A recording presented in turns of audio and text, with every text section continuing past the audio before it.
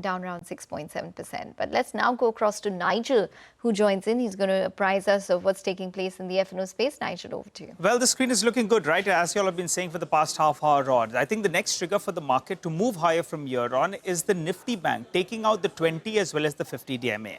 Now, out there, if you look at that band itself is where we are seeing the rejection, around 56,000, 56,200. So once we get past that, then the Nifty will get legs. Otherwise, the biggest constituent on the Nifty is not able to move up. So that's the important trigger that we'll be looking at from here on.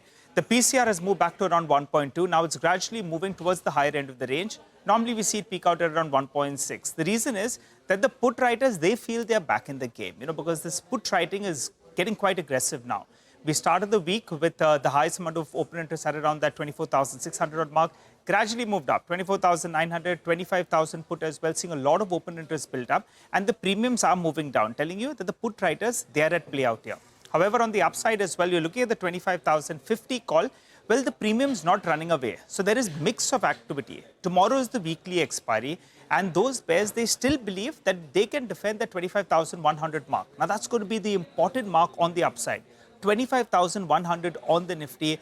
The bears as of now are positioned that that level will get protected. Stocks that I'm looking at, there's fresh buying being seen in a couple of counters. So a lot of positive commentary with regard to the telcos. Indus Stars, well, that's participating. Open interest built up, stock moving up as well.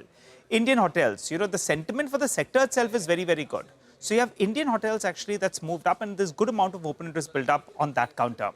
Astral, one of those rank underperformers in the last 1 year. You saw the promoter entity come in there, bought 200,000 shares, and now it appears there's a bit of a short covering bounce playing out there because the stock has moved up, open interest is moving a little bit low, and that's been one of those counters where the bears have been shorting easily. So now it seems they're getting a little bit stumped on the wrong side.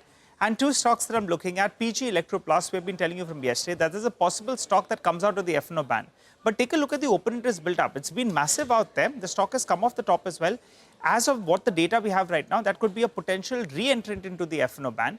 And the other one is Kalyan Jewellers. That as well is looking like it could gradually make its way back into the F&O band. So both these two stocks should be on your radar from here on. At closing bell, I'll update you again. But these look like potential F&O re-entry. Back to you.